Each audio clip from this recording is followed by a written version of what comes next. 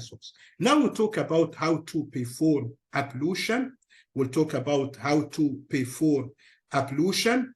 So here, as we see in this picture, that number one, the person should have intention. Hadith of Prophet Muhammad sallallahu إِنَّمَا الْأَعْمَالُ بِالنِّيَّاتِ.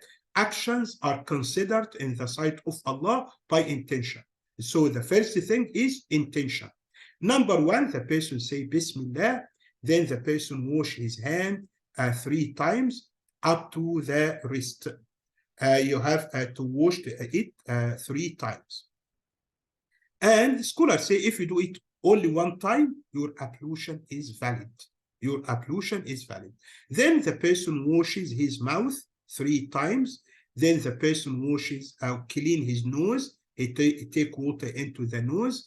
And Prophet Muhammad teaches us that exaggerate in taking water into the nose, unless you are fasting.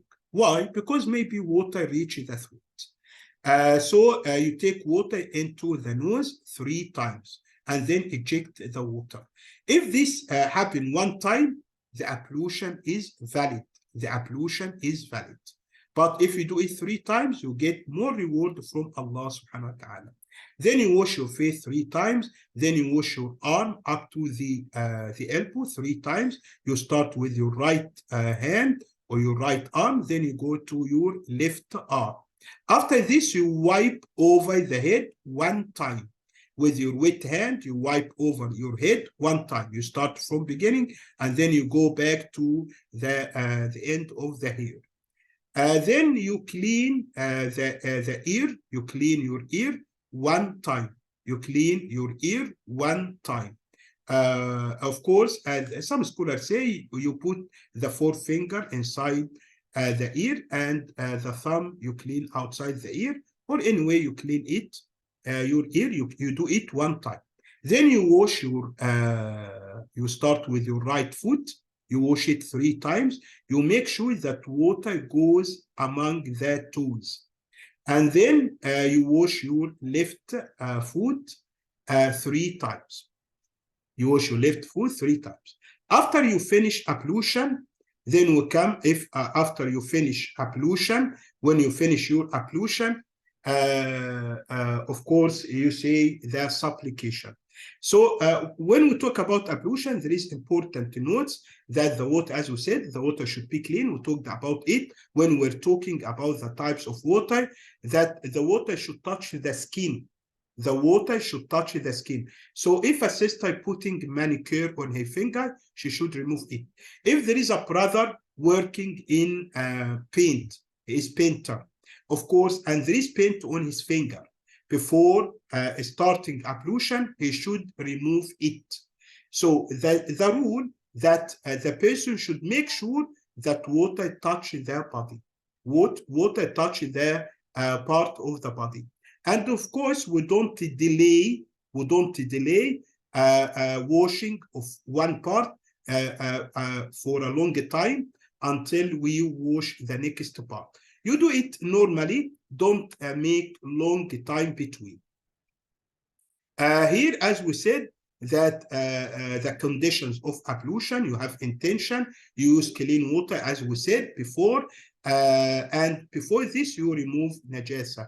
You remove najasa. And as we said, the water should touch the skin. So if a sister putting manicure, she should remove it.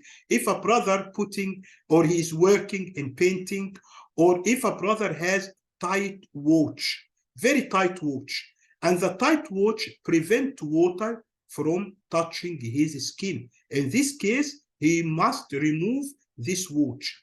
If you are wearing a watch and water can touch the skin from below the watch, there is no problem. But if the watch is very tight, so in this case, you have to move this watch so water can touch the skin. Water can touch the skin. Then we come to, we say the supplication that after ablution, أشهد أن لا إله إلا الله وحده لا شريك له وأشهد أن محمدا عبده ورسوله.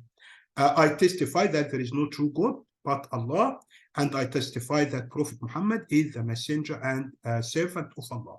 اللهم اجعلني من التوابين واجعلني من المتطهرين. Oh Allah, make me of those who always repent to you and those who always purify themselves. And we said that a scholar mentioned about this hadith that ablution include both physical impurity. Sister is asking if the ring is very tight. Yes, the same thing. You have to try to move it so water can touch the skin. As we said, the rule, water should touch the skin. Water should touch the skin. So if I'm wearing a ring and the ring is very tight to the finger, so water cannot touch the skin, in this case, try just to move it in one way or another so water touch your skin. Water touch your skin. Okay?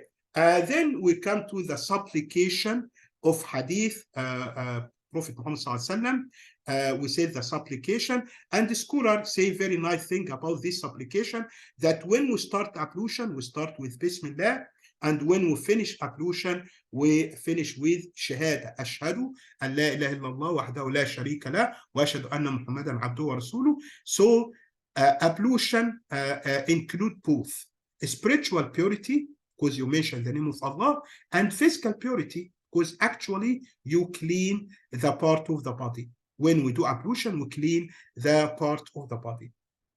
Then we come to the great hadith of Prophet Muhammad sallallahu that when the Muslim man or Muslim woman, believing man or believing woman, when you do ablution, when you perform ablution, when you wash your face, every sin you committed with your eye is washed away with the water or with the last drop of water.